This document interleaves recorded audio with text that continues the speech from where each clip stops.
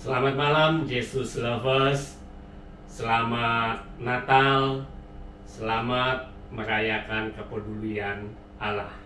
Malam hari ini kita mau merenungkan satu bagian dari firman Tuhan dari kitab Mika pasalnya yang ketiga ayat kelima sampai 12. Mika pasalnya yang ketiga ayat 5 sampai 12.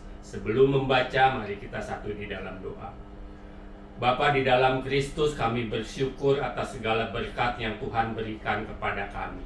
Terlebih-lebih pada malam hari ini Tuhan berikan kepada kami kesempatan untuk merenungkan firman-Mu.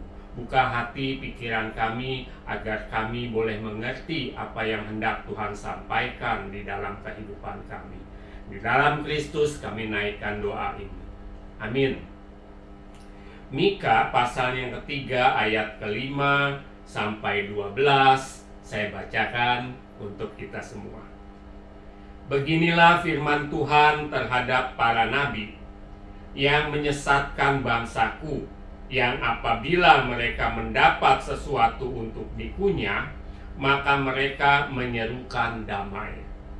Tetapi terhadap orang yang tidak memberi sesuatu ke dalam mulut mereka, maka mereka menyatakan perang. Sebab itu hari akan menjadi malam bagimu tanpa penglihatan, dan menjadi gelap bagimu tanpa tenungan. Matahari akan terbenam bagi para nabi itu, dan hari menjadi hitam suram bagi mereka. Para pelihat akan mendapat malu, dan tukang-tukang tenung akan tersipu-sipu. Mereka sekalian akan menutupi mukanya, sebab tidak ada jawab daripada Allah. Tetapi aku ini penuh dengan kekuatan, dengan roh Tuhan, dengan keadilan dan keperkasaan, untuk memberitakan kepada Yakub pelanggarannya dan kepada Israel dosanya. Baiklah, dengarkan ini, hai para kepala kaum Yakub dan para pemimpin kaum Israel. Hai kamu yang muak terhadap keadilan dan yang membengkokkan segala yang lurus. Hai kamu yang mendirikan Sion dengan darah dan Yerusalem dengan kelaliman. Para kepalanya memutuskan hukum karena suap, dan para imamnya memberi pengajaran karena bayaran. Para nabinya menenung karena uang, padahal mereka bersandar kepada Tuhan dengan berkata, bukankah Tuhan ada di tengah-tengah kita? Tidak akan datang malapetaka menimpa kita. Sebab itu, oleh karena kamu, maka Sion akan dibajak seperti ladang, dan Yerusalem akan menjadi timbunan puing, dan gunung bait suci akan menjadi bukit yang berhutang. Demikian pembacaan firman Tuhan. Pada malam hari ini kita berbahagia kalau kita melaksanakan firman Tuhan di dalam kehidupan kita. Bapak Ibu yang terkasih di dalam Kristus, tema renungan kita pada malam hari ini saya beri judul Pemimpin berintegritas. Apa itu integritas? Integritas adalah suatu sikap atau suatu keadaan yang menunjukkan kesatuan yang utuh antara perkataan dan tindakan, sehingga memiliki potensi dan kemampuan yang memancarkan kewibawaan dan kejujuran. Jadi singkatnya, integritas adalah selarasnya perkataan dengan perbuatan. Tetapi dalam skop yang lebih luas, integritas juga merupakan suatu keberanian untuk mengakui kesalahan kita dan berusaha memperbaiki serta tidak mengulanginya lagi. Bapak Ibu yang terkasih di dalam Kristus, khotbah Mika ini ditujukan kepada para pemimpin Israel. Sebagai pemimpin, mereka seharusnya melakukan apa yang adil dan yang baik bagi rakyatnya. Tetapi kenyataannya, mereka justru membenci keadilan, menelantarkan rakyat, dan mencintai kejahatan. Rakyat dieksploitasi untuk kepentingan dan kepuasan mereka. Tidak ada sedikit pun kesadaran mereka untuk bertindak demi kepentingan dan kesejahteraan rakyat. Coba kita renungkan ilustrasi yang dipakai Mika untuk menggambarkan pengeksploitasian yang dilakukan para pemimpin terhadap rakyatnya. Ayat 2 dan 3 dikatakan, "Hai kamu yang membenci kebaikan dan yang mencintai kejahatan, mereka merobek kulit dari tubuh bangsaku dan daging dari tulangnya. Mereka memakan daging bangsaku dan mengupas kulit dari tubuhnya. Mereka meremukkan tulang-tulangnya dan mencincangnya seperti daging dalam kuali, seperti potong-potongan daging di dalam belanga." Rakyat harus mengalami derita dan sengsara demi menanggung sepak terjang pemimpin bangsa yang ambisius dan serakah. Bapak Ibu yang terkasih di dalam Kristus, kelaliman para pemimpin bangsa ini ternyata tidak hanya membuat rakyat menderita fisik, tetapi juga menderita secara mental dan rohani. Para nabi yang diharapkan membela, menghibur rakyat, dan menentang tindakan para pemimpin yang jahat dengan mewartakan firman Allah, tapi justru bertindak sebaliknya. Firman yang mereka beritakan justru membenarkan dan seakan-akan mensahkan tindakan para pemimpin yang korup. Mereka melakukan itu semua semata-mata demi keuntungan dan kekayaan pribadi. Ayat 11 dikatakan, para kepalanya memutuskan hukum karena suap, dan para imamnya memberi pengajaran karena bayaran. Para nabinya menenung karena uang, padahal mereka bersandar kepada Tuhan dengan berkata, "Bukankah Tuhan ada di tengah-tengah kita? Tidak akan datang malapetaka menimpa kita."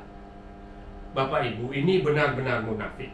Di satu sisi mereka menolak kehadiran Allah. Mereka menolak keadilan Allah. Tapi di sisi lain mereka mengharapkan perlindungannya. Jadi keadaan sudah sedemikian.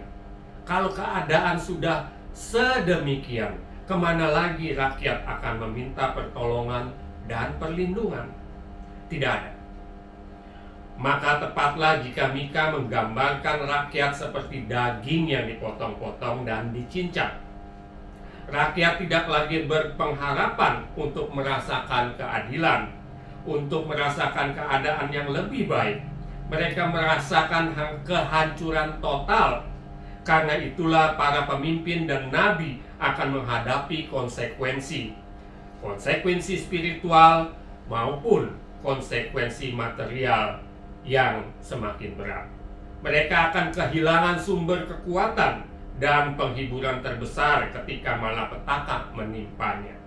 Dan mereka juga akan kehilangan segala materi. Bapak Ibu yang terkasih di dalam Kristus, pemimpin bangsa kita pun saat ini tidak jauh berbeda. Bagai sel-sel kanker yang merambah seluruh bagian tubuh. Korupsi dilakukan oleh aparat pemerintahan dari berbagai bidang. Bahkan pelaku keadilan pun terlibat di dalamnya. Pertanyaannya adalah, mengapa kita perlu integritas? Yang pertama, karena integritas adalah kualitas yang Tuhan cari dalam diri seseorang. Dalam 1 Petrus 1 ayat 16, Yesus mengatakan, "Kuduslah kamu, sebab aku kudus." Yang kedua, mengapa kita perlu memiliki integritas adalah karena integritas menentukan masa depan kita.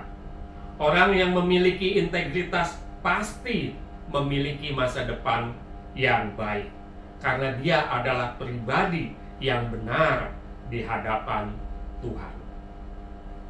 Yang ketiga, integritas kita mempengaruhi lingkungan di mana kita berada. Karena apa yang kita lakukan, apalagi jika kita seorang pemimpin, maka tindakan kita akan diikuti oleh bawahan kita. Integritas yang keempat ini yang tidak kalah pentingnya. Integritas adalah khotbah yang hidup. Bapak Ibu yang terkasih di dalam Kristus, pertanyaannya adalah bagaimana kita mempertahankan integritas kita di tengah dunia yang sangat menggoda ini. Mari kita baca Mazmur 119 ayatnya yang ke-9. Berbunyi demikian. Dengan apakah seorang muda mempertahankan kelakuannya yang bersih? Dengan menjaganya sesuai dengan firman-Mu. Sebab apabila kita melakukan firman Tuhan, maka kita akan melakukan apa yang benar. Hidup berintegritas perlu kuasa rohani, dan yang benar seringkali tidak populer. Bapak Ibu yang terkasih di dalam Kristus, ini merupakan peringatan bagi kita yang diberikan kesempatan oleh Allah untuk menjadi seorang pemimpin atau pelayan Tuhan atau pekerja, baik di bidang sekuler maupun di bidang spiritual, di tempat kita bekerja atau pelayanan di gereja. Apakah dalam menjalankan tugas kita selalu dimotivasi oleh kepedulian yang dalam terhadap kesejahteraan orang yang kita layani?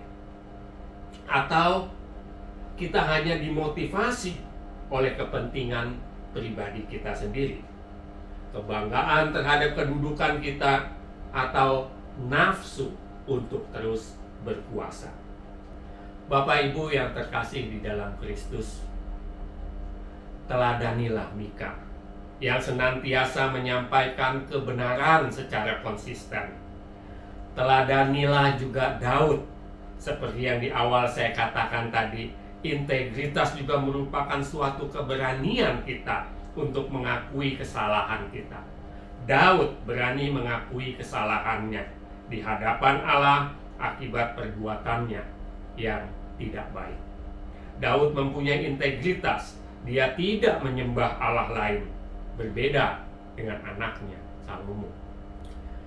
Bapak Ibu yang terkasih di dalam Kristus, dari kesemuanya itu, Yesus adalah contoh manusia berintegritas paling sempurna. Saya garis bawahi, Yesus adalah contoh manusia berintegritas paling sempurna. Mari kita teladani Yesus dalam seluruh aspek kehidupan kita. Berintegritas sesuai dengan firman Tuhan.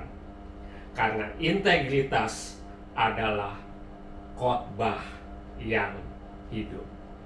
Integritas adalah khotbah yang hidup. Tuhan memberkati kita semua. Sampai jumpa.